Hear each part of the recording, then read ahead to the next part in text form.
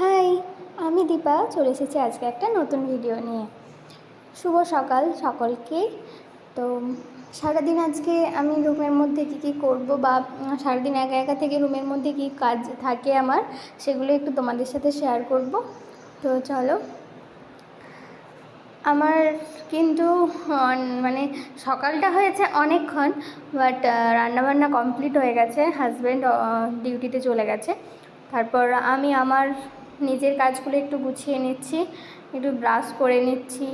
তারপর এখানে বিছানা চাদরটা মিলে দিলাম, একটু ফেস ওয়াশ করে নিচ্ছি। তোমরা কে কে সকালে উঠেই ফেস ওয়াশ করো এটা একটু কমেন্টে জানাবে, আর কি ফেস ওয়াশ করো সেটাও একটু বলবে।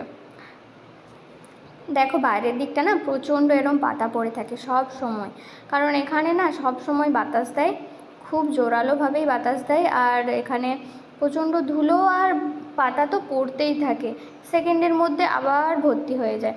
তো তাই একটু ঝাড়ু দিয়ে দিলাম। তারপর সকালে হয়েছিল ঘুগনি মুড়ি, তো সেটাই খেয়ে নিয়েছি। দুপুরে রান্না তো হয়েই ছিল, একটা ডিম ভেজে নিচ্ছি। দুপুরের মেনুতে ছিল আলু পোস্ত, ডাল আর ডিম ভাজা। তো সন্ধ্যের পর হাজব্যান্ড বাড়ি চলে আসার পরে দেখছি ও কিছু ফুল নিয়ে এসেছে।